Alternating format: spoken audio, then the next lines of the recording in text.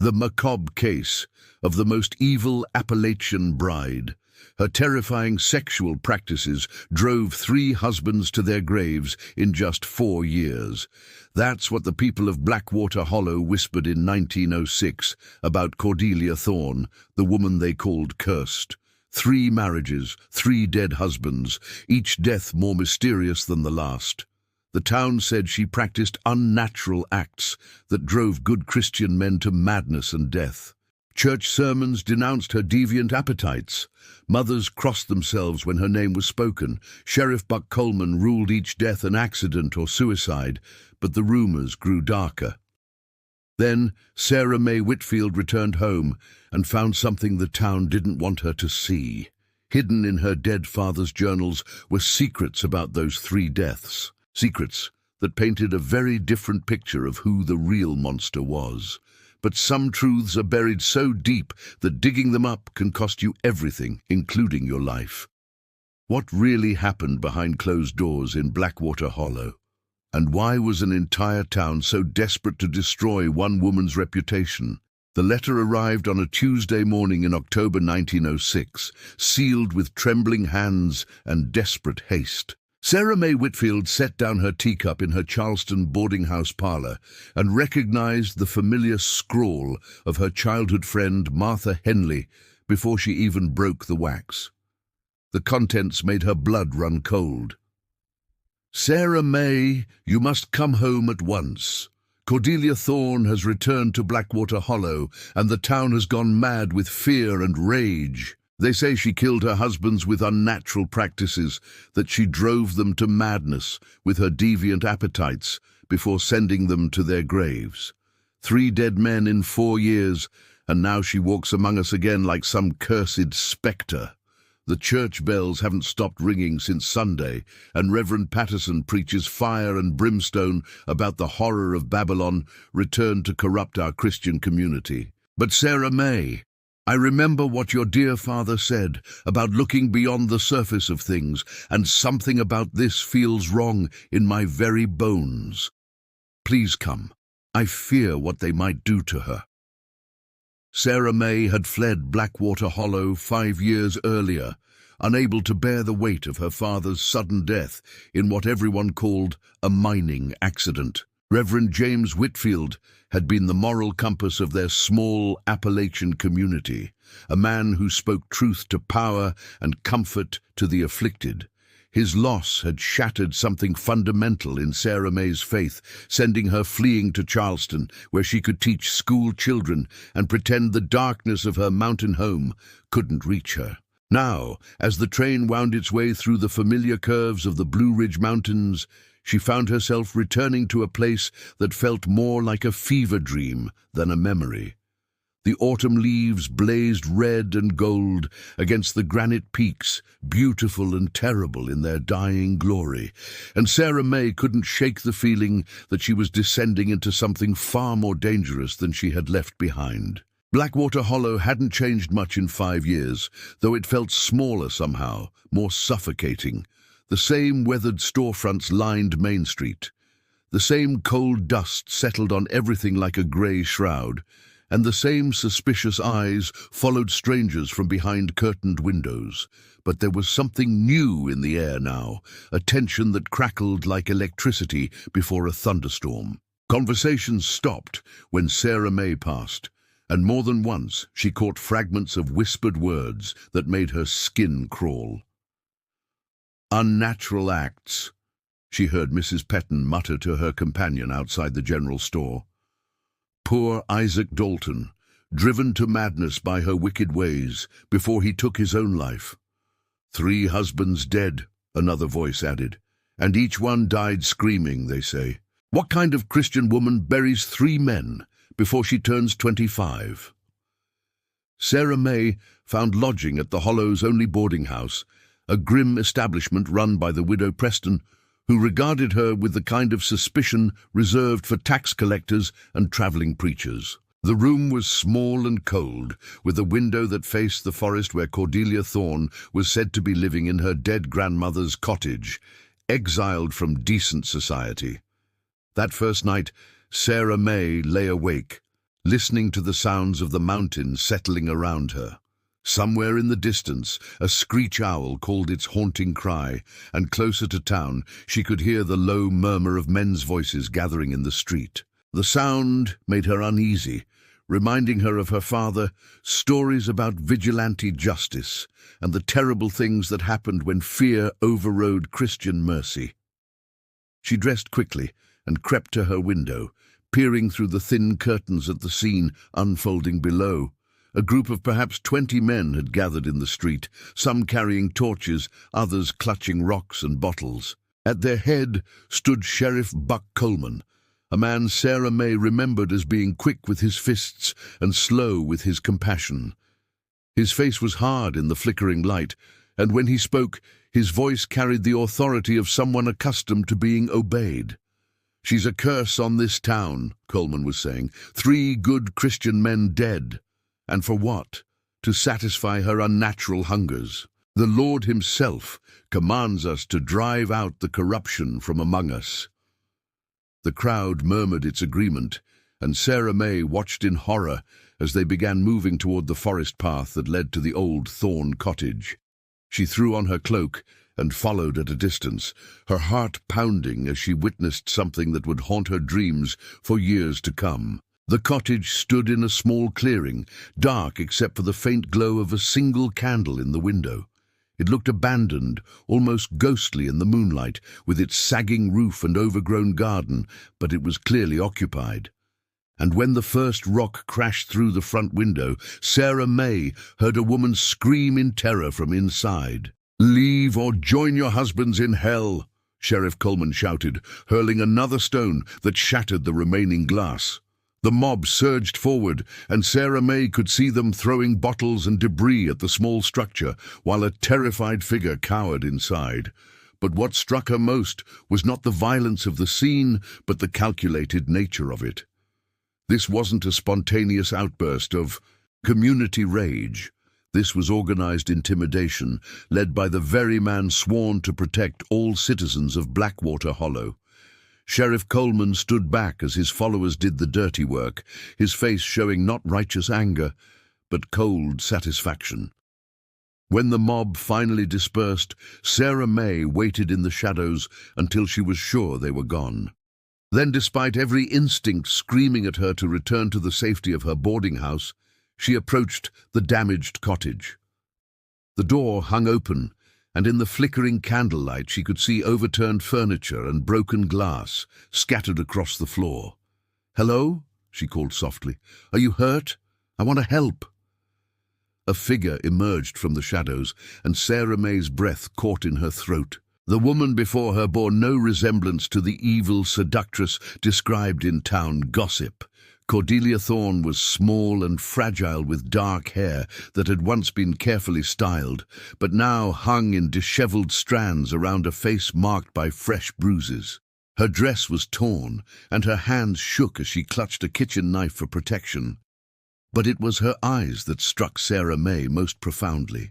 They held the haunted look of someone who had endured unspeakable suffering. The same expression Sarah May had seen in her father's eyes during his final months when he spoke of injustices he felt powerless to address. "I remember you," Cordelia whispered, her voice barely audible. "You're Reverend Whitfield's daughter. You used to sit in the front pew during Sunday service." She trailed off. But Sarah May understood. Before her father died, before everything changed. "I remember you too," Sarah May said gently. "You taught Sunday school to the younger children. You were always so kind to them." The words felt inadequate, but they seemed to unlock something in Cordelia's expression. "That was before," Cordelia said, and her voice carried the weight of a woman who had watched her entire world crumble. "Before they decided I was the devil's bride." The next morning dawned grey and bitter, with a kind of mountain cold that seeped through walls and settled in bones. Sarah May had spent a sleepless night thinking about Cordelia Thorne's haunted eyes and the calculated violence she had witnessed. Something about the entire situation felt fundamentally wrong. like a puzzle with pieces that had been forced into the wrong places to create a picture that satisfied everyone except those who looked too closely. She made her way to her father's old house, a modest two-story structure that had been left to her but remained empty since his death. The key still hung on the same nail behind the loose board on the back porch, exactly where Reverend Whitfield had always kept it. As she stepped inside, the familiar scent of pipe tobacco and old books brought tears to her eyes. Everything remained exactly as he had left it, covered now in 5 years of dust and neglect. Sarah May had avoided this place during her brief visits home for the funeral and estate matters, unable to bear the weight of memories it contained. But now, with Cordelia's terrified face burned into her mind, she felt compelled to search for answers in the only place her father might have left them. If anyone in Blackwater Hollow had understood the truth about what was happening to women in their community, it would have been the man who spent his life ministering to the broken and forgotten. She began in his study, methodically searching through sermons and correspondence. Most of it was routine church business, letters from parishioners seeking counsel, notes for Sunday services about loving thy neighbor and caring for widows and orphans. But as she dug deeper into the desk drawers, she found a locked box hidden beneath a false bottom.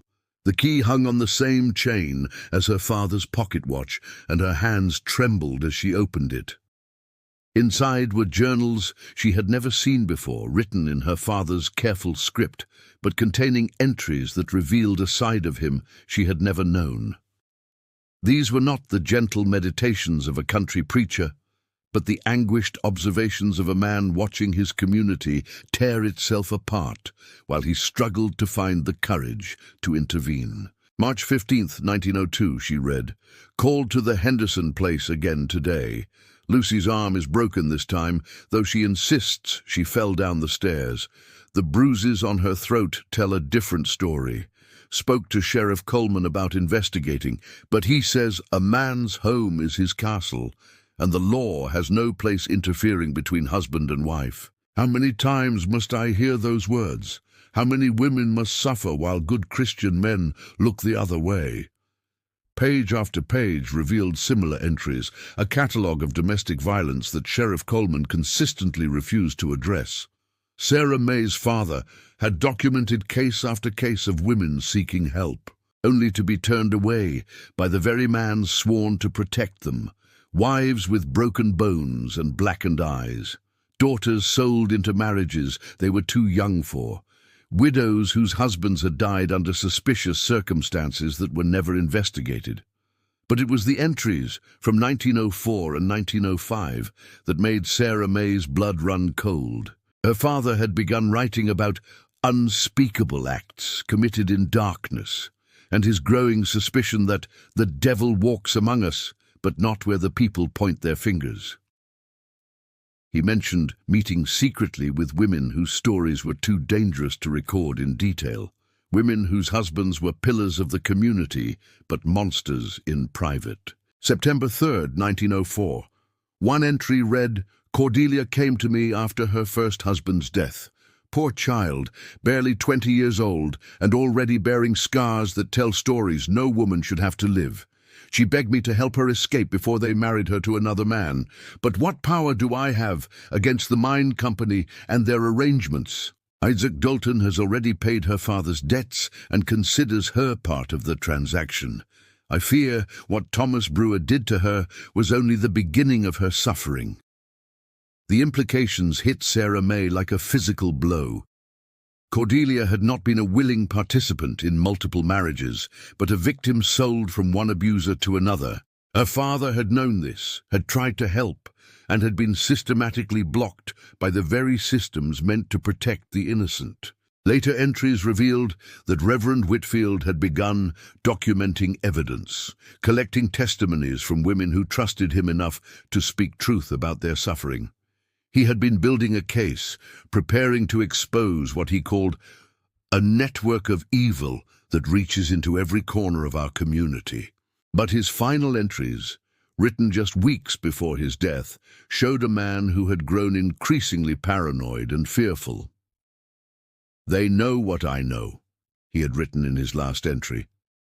"Sheriff Coleman warned me today that accidents happen to men who spread lies about good Christian citizens. He mentioned that mine accidents are particularly common for those who don't watch their step. I have hidden my evidence where Sarah May will find it if something happens to me. May God forgive me for not acting sooner, and may He protect her if she chooses to finish what I started." Sarah May's hands shook as she closed the journal. Her father's death had not been an accident. He had been murdered for trying to expose the truth about Blackwater Hollow's systematic abuse of women, and Sheriff Coleman had been at the center of it all. She made her way to the courthouse the next day, determined to examine the official records of the deaths that had destroyed Cordelia's reputation. But when she requested access to the files, she found Sheriff Coleman waiting for her in the records office, his expression cold and calculating. "Miss Whitfield," he said, removing his hat in a mockery of politeness, "I heard you were back in town, stirring up old memories. Some stones are better left unturned, especially for a young woman living alone." "I have a right to examine public records," Sarah May replied, forcing her voice to remain steady despite the fear clawing at her chest. Coleman smiled, but there was no warmth in it. "These particular records contain details unfit for decent folk, especially delicate ladies like yourself. Details about the unnatural acts that drove 3 good men to madness and death. Surely you don't want to soil your mind with such filth." "Those files belong to the people of this county," Sarah May insisted. "You have no authority to deny access." The sheriff stepped closer, close enough that she could smell the whiskey on his breath and see the cold calculation in his eyes. "Your father thought the same thing," he said quietly. "Poor man, always poking his nose where it didn't belong. Mining accidents are terrible things, Miss Whitfield. A man can be walking along, minding his own business, and suddenly find himself at the bottom of a shaft with his neck broken. Tragic, really, especially when it happens to someone who should have known better than to meddle in affairs that weren't his concern." The threat was unmistakable, delivered with the casual confidence of a man who had made similar warnings before and followed through on them. Sarah May understood that she was not just investigating 3 suspicious deaths, but challenging an entire system of corruption that had successfully buried inconvenient truths by destroying anyone brave enough to speak them. As she walked home through the gathering dusk, she realized that pursuing justice for Cordelia Thorne might cost her everything, including her life. But her father's words echoed in her mind, written in his careful hand during his final days. "Sometimes the truth is worth dying for." The question now was whether Sarah May had the courage to follow in his footsteps, knowing where that path had led him. Sarah May understood that direct confrontation with Sheriff Coleman's system would only lead to her own destruction, so she adopted the patient methods her father had used in his pastoral work. She began visiting the older women of Blackwater Hollow under the pretense of paying respects and catching up on community news. But her true purpose was to listen for the spaces between their words, the hesitations and glances that revealed truths they dared not speak aloud. Her first breakthrough came from Agnes McBride, a widow in her 70s who had been her father's most trusted confidant. Agnes lived in a small cabin on the outskirts of town, far enough from prying eyes that conversations could flow more freely than they might in the general store or church parlor. When Sarah mentioned Cordelia's name, Agnes's weathered hands stilled on her knitting needles. "That poor child," Agnes whispered, glancing toward her windows as if Sheriff Coleman might materialize from the forest. "What they say about her ain't the whole truth, not by half. Your daddy knew it, and it's what got him killed. God rest his soul." Slowly, carefully, Sarah May drew out the real story of Cordelia's marriages. Thomas Brewer, the mine foreman who had been Cordelia's first husband, was known throughout the camp for his violent rages and treatment of the women in his life. Agnes remembered how Cordelia would come to church services with bruises carefully hidden beneath long sleeves and high collars, how she flinched whenever men raised their voices, how she seemed to shrink into herself whenever Thomas was mentioned. He had unnatural appetites, all right, Agnes said bitterly, but not the kind the preachers rail about from their pulpits. Thomas liked to hurt things, especially things that couldn't fight back, the things he demanded of that poor girl, the positions he forced her into, the degrading acts he called his marital rights. She tried to satisfy his twisted desires, hoping it might keep him from beating her, but it only made him hungrier for worse things. The second husband, Isaac Dalton, had been cut from the same cloth as Brewer, a merchant with a respectable facade who behind closed doors revealed appetites that grew more violent and degrading with each passing month. Agnes had seen Cordelia shopping for supplies with rope burns around her wrists, had noticed how she jumped at sudden movements and seemed constantly on edge. Isaac died of a heart attack, they said, but I know the truth of it, Agnes continued. He was forcing himself on her when his heart gave out right there in their bedroom while she fought. Beneath him, poor child had to lie under his corpse for hours until someone found them, and still they blamed her for driving him to such passion that it killed him. The third husband, Jeremiah Polk, had been the worst of all, a land speculator with political connections who had purchased Cordelia like livestock to satisfy debts her previous husband had accumulated. Polk had been known for his collection of obscene photographs and his habit of entertaining other men with detailed descriptions of his wife's humiliation. Agnes spoke in hushed tones about the sounds that came from the Polk house at night, the screams that neighbors learned to ignore, the way Cordelia had begun to look more like a ghost than a living woman. Jeremiah made her do things no Christian woman should even know about, Agnes said, her voice breaking. He would invite his friends over to watch sometimes, treating her like some kind of performing animal. When he died from that poisoning, folks said she finally snapped and murdered him, but I know different. The man was forcing her to prepare meals with her own hands, tied behind her back, making her eat scraps from the floor like a dog.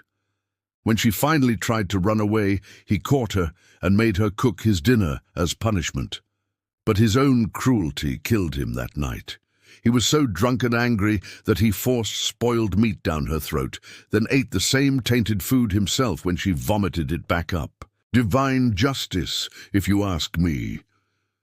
Each conversation with the older women revealed new layers of horror, a systematic pattern of abuse that had been carefully hidden beneath a veneer of respectability. Sarah May learned that Cordelia's reputation for seducing men was actually the result of her desperate attempts to survive by giving her tormentors what they demanded, hoping that compliance might spare her the worst treatment. The unnatural acts whispered about in church circles were not evidence of her corruption, but proof of the depraved creativity of the men who owned her.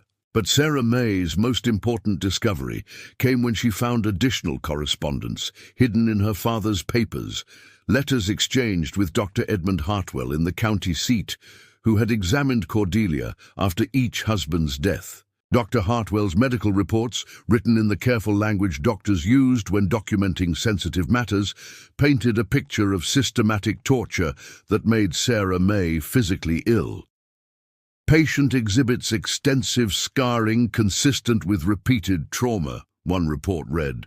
Evidence of malnutrition, sleep deprivation, and psychological distress. Physical examination reveals injuries incompatible with consensual marital relations. Recommend immediate removal from current environment, though patient refuses to identify source of trauma. Another report filed after Isaac Dalton's death was even more explicit. Patient presence with evidence of sustained sexual assault, including internal injuries requiring surgical intervention. Rope burns on wrists and ankles suggest prolonged restraint. Patient exhibits symptoms of severe psychological trauma. including dissociation and inability to maintain eye contact with male medical staff. As Sarah May continued her investigation, she became aware that she was being watched. Sheriff Coleman's deputies began appearing wherever she went, lurking outside homes she visited, following her through the streets with barely concealed menace. Several women who had spoken to her previously suddenly became unavailable, claiming illness or family obligations when she tried to arrange meetings. The pressure intensified when Sarah May was summoned to a meeting with the school board, ostensibly to discuss her potential employment as a teacher, but actually to deliver a warning wrapped in bureaucratic language.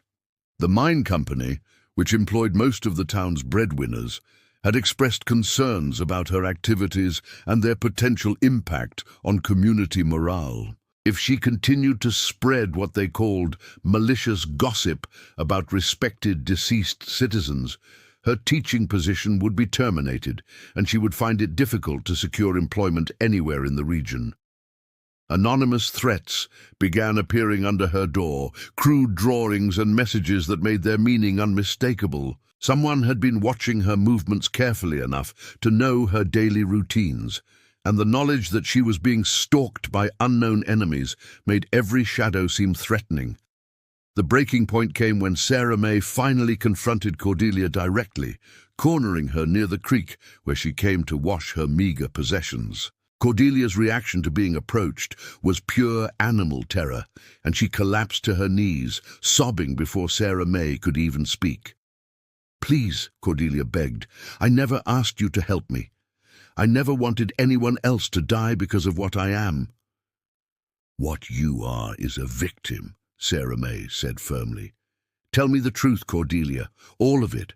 What really happened with your husbands?" What poured out of Cordelia in the next hour was a litany of abuse so systematic and brutal that Sarah May wondered how any human being could have survived it. Sold to Thomas Brewer at 16 to pay her father's gambling debts, Cordelia had endured 4 years of escalating violence and sexual torture before his heart attack freed her. But freedom had lasted less than a month before Isaac Dalton purchased her father's remaining debts and claimed her as payment. When Dalton died, Jeremiah Polk had stepped forward to assume ownership of both the debts and the woman, treating her as property to be used for his entertainment and that of his associates. "I tried to run," Cordelia whispered. "After each one died, I tried to disappear into the mountains, but Sheriff Coleman always brought me back. He said I belonged to whoever paid my father's debts, and there was always another man ready to take ownership. They all knew what the previous husband had done to me, and they all wanted to try the same things for themselves." The full scope of the conspiracy became clear to Sarah May over the following days, as she pieced together fragments of testimony from women too terrified to speak openly. What she had initially believed to be 3 isolated cases of domestic violence was actually the visible tip of a much larger system of oppression that reached into every corner of Blackwater Hollow's power structure. The mine supervisors who arranged marriages to settle debts, the town officials who ignored complaints about missing women, the church elders who preached submission while turning blind eyes to obvious abuse, and Sheriff Coleman, who served as the enforcer, ensuring that victims remained silent and isolated. Her father's hidden journals revealed that he had identified at least a dozen other cases similar to Cordelia's. Women who had been sold, traded, or abandoned to men who treated them as property rather than human beings. Some had disappeared entirely, their absences explained away as runaways or visits to distant relatives that never ended. Others had died under suspicious circumstances that were never investigated, their deaths attributed to accidents or illnesses that coincidentally occurred after they had begun seeking help. The system was as elegant as it was evil. Men with money or influence could acquire women through manufactured debts, knowing that Sheriff Coleman would enforce their ownership and return any who tried to escape. The community's silence was maintained through a combination of economic dependence, social pressure, and carefully orchestrated fear. Anyone who questioned the arrangement too persistently would find themselves facing accusations of moral corruption or political subversion, their reputations destroyed and their livelihoods threatened until they learned to look the other way. Sarah May understood now why her father had been killed. His final journal entries revealed that he had been preparing to expose the entire network, armed with detailed testimonies from multiple victims and financial records showing how the mine company facilitated these transactions. He had planned to take his evidence to federal authorities in Charleston, bypassing the corrupted local law enforcement entirely. But someone had learned of his plans, and the mining accident that claimed his life had been carefully orchestrated to look like the result of his own carelessness. The realization that she was fighting not just individual criminals, but an entire system designed to protect them, filled Sarah May with a despair deeper than anything she had experienced since her father's death. How could one woman, armed only with hidden journals and whispered testimonies, hope to challenge something so pervasive and well-established? Every institution she might have turned to for help was either complicit or powerless against the network's influence. Her despair deepened into terror when she returned to her father's house one evening to find that his study had been ransacked. The hidden journals were gone, along with the medical reports from Dr. Hartwell and every other piece of evidence she had carefully assembled. Someone had entered her home with keys or lockpicks, searching with professional thoroughness until they found what they were looking for. They had left behind a single message written in red ink across her father's Bible. "Stop spreading lies about good Christian men." Sarah May spent that night barricaded in her room, clutching a kitchen knife and listening to every sound in the darkness. She had underestimated the reach and sophistication of the forces she was challenging, and now she understood that they had been watching her every move, cataloguing her discoveries and waiting for the right moment to silence her permanently. The attack came 3 nights later, as she walked home from a late visit with Agnes McBride. 4 men in cloth masks emerged from an alley, moving with the coordinated precision of people who had done this before. They didn't speak as they surrounded her, but their intentions were clear from the rope and gag one of them carried. Sarah May screamed and fought with desperate fury, managing to break free and run toward the town square where her cries might be heard. She made it as far as the church steps before they caught her, dragging her into the shadows between buildings where her screams would be muffled by stone walls. The beating that followed was methodical rather than passionate, delivered by men who wanted to send a message without causing permanent damage that might raise questions. When they were finished, their leader leaned close enough that she could smell tobacco and whiskey on his breath. "You're going to stop digging up dirt about men who can't defend themselves," he said, in a voice she recognized but couldn't quite place through her pain and fear. "You're going to pack your bags and go back to Charleston, where school teachers belong. And if you ever come back to Blackwater Hollow with more lies and troublemaking, we'll finish what we started tonight. Your daddy learned that lesson too late. Don't make the same mistake." Sarah May crawled home through back alleys, her body battered and her spirit broken by the knowledge that she was completely alone against forces too powerful for her to comprehend. When she finally reached her father's house, she found another shock waiting for her. Cordelia Thorne lay unconscious on the kitchen floor, an empty bottle of laudanum beside her, and a note written in shaking handwriting. "I cannot bear knowing that more good people will suffer because of what I am," the note read. "Sarah May tried to help me, but I am beyond help. My very existence brings death and pain to anyone who shows me kindness. Perhaps if I am gone, the evil that follows me will die too.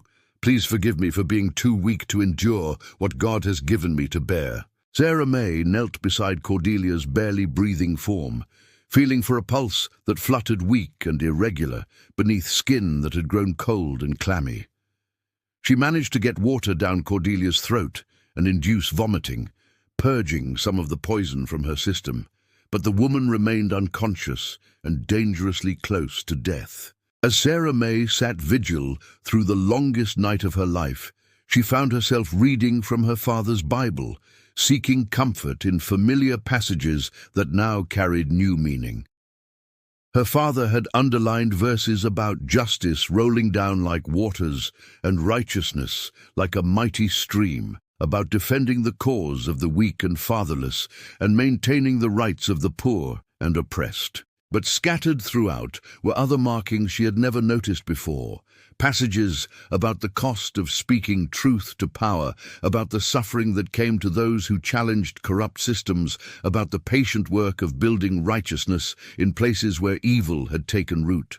As dawn broke over Blackwater Hollow, Sarah May realized that her father's true legacy was not the sermons he had preached from his pulpit, but the risks he had taken in private to protect the vulnerable and document the truth. He had known that his work might cost him his life, but he had continued anyway because he understood that some battles were worth fighting even when victory seemed impossible. Now sitting beside Cordelia's unconscious form, with her own body aching from the beating she had received, Sarah May faced the same choice her father had made. She could flee to safety and let the system continue destroying innocent lives, or she could find another way to fight back, even if it meant accepting that the cost might be everything she had left to lose. Cordelia survived the laudanum poisoning, though she remained weak and disoriented for days afterward.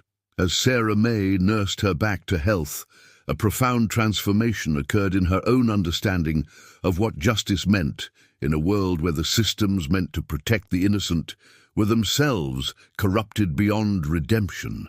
She stopped trying to prove Cordelia's innocence to people who had already decided she was guilty and instead focused on something more fundamental, ensuring that one broken woman could find peace and safety even if the men who had destroyed her faced no earthly consequences. Sarah May began quietly selling her father's rare books and theological texts, items that had seemed precious when she thought of them as his legacy, but now revealed their true value as tools for Cordelia's salvation. A first edition of Calvin's Institutes brought enough money to secure passage to Charleston and several months of lodging, while her father, as annotated Greek New Testament, funded letters of introduction to women's charitable organizations that operated refuges for those fleeing dangerous situations. Through careful correspondence with contacts her father had maintained in the larger world beyond Blackwater Hollow, Sarah May arranged for Cordelia to disappear completely, taking on a new name and identity that would allow her to begin again, where no one knew her as the cursed widow who had buried 3 husbands. The plan required perfect timing and absolute secrecy. But Sarah May had learned patience from watching her father build his hidden network of evidence and allies. On Cordelia's final Sunday in Blackwater Hollow, Sarah May did something that surprised even herself. She walked into her father's church during evening service, moving past Reverend Patterson's startled protests and taking her place at the pulpit where her father had once preached truth to a congregation that preferred comfortable lies. The church fell silent as she opened his Bible to passages he had marked throughout his ministry, verses about justice and mercy that suddenly carried new weight in the context of what the community had allowed to happen. My father stood in this place for 20 years, speaking about love and forgiveness and the Christian duty to protect those who cannot protect themselves. Sarah May began, her voice carrying clearly through the sanctuary. Tonight, I want to talk about how a community can become so afraid of uncomfortable truths that it chooses to sacrifice innocent people rather than confront the evil in its midst. She spoke not of Sheriff Coleman by name, nor of specific crimes that could be proven in court, but of systems that allowed powerful men to hide their cruelty behind respectable facades, while their victims were transformed into monsters through gossip and willful blindness. She talked about how fear of scandal could make good people complicit in terrible acts, how the desire to preserve social order could become more important than preserving human lives, and how the silence of the righteous enabled the triumph of evil. "When we decide that some people are worth sacrificing for the comfort of others," she said, looking directly at faces she had known since childhood. "When we choose to believe lies because the truth requires us to act, when we demonize victims to avoid confronting perpetrators, we become something less than the Christians we claim to be." The sermon lasted only 20 minutes, but its effects rippled through Blackwater Hollow like stones thrown into still water. Sheriff Coleman and his allies moved quickly to have Sarah May arrested for disturbing the peace and spreading malicious gossip. But something had shifted in the community's willingness to accept their authority without question. Women who had remained silent for years began whispering to each other about their own experiences, sharing stories that painted patterns too consistent to dismiss as isolated incidents. Within a month, 3 wives had left abusive husbands and sought refuge with relatives in neighboring towns. 2 mine supervisors found themselves facing questions about financial arrangements that had previously been considered private business matters. When the mine company's executives in Richmond learned that their local operations were becoming associated with scandal involving the systematic abuse of women, they moved swiftly to transfer Sheriff Coleman and several other problematic employees to remote locations where their activities would draw less attention. Cordelia departed for Charleston on a grey morning in November, leaving behind a letter that Sarah May found tucked beneath her father's Bible. In it, she revealed the location of evidence her tormentors had never suspected she possessed. Detailed records of financial transactions, photographs taken without the subject's knowledge, and testimony written in her own hand during moments of lucidity between periods of abuse. The evidence was damaging enough to destroy several powerful men, but Sarah May made the calculated decision to secure it rather than expose it immediately, understanding that lasting change required careful strategy rather than dramatic gestures that might provoke a violent backlash. "I am not seeking revenge," Cordelia had written, "only the assurance that if these men try to create new victims, someone will have the power to stop them. Use this knowledge as my father used his sermons, to protect those who come after rather than to punish those who came before." Sarah May accepted the position of school teacher that had been offered to her, but approached her role with a fundamentally different understanding of her purpose in Blackwater Hollow. She saw herself now not merely as an educator, but as a guardian of truth, responsible for teaching her students to question accepted narratives and stand up for those society had decided were worth sacrificing. Her classroom became a place where children learned to think critically about the stories they were told, to recognize the difference between justice and vengeance, and to understand their responsibility to protect the vulnerable. She established a quiet network among the women of the community, creating spaces where they could speak safely about their experiences and document abuses that might otherwise be forgotten or dismissed. The network operated without formal structure or public acknowledgement, but its influence grew steadily as women discovered they were not alone in their struggles and that silence was not their only option for survival. The transformation was neither complete nor immediate. Many of the men who had enabled the system of abuse remained in positions of power, and the fundamental structures that had allowed such corruption to flourish were still largely intact. But something essential had changed in the community's willingness to question authority and protect its own members, particularly those who had previously been voiceless. Sarah May kept her father's Bible open on her desk to his favorite verse about justice rolling down like waters and righteousness like a mighty stream. She had learned that truth, like water, would eventually find its way around any obstacle, wearing down even the hardest stone through patient persistence. The work of building a more just community would take generations, but it had begun with the simple recognition that some people were worth protecting, even when doing so required courage and sacrifice.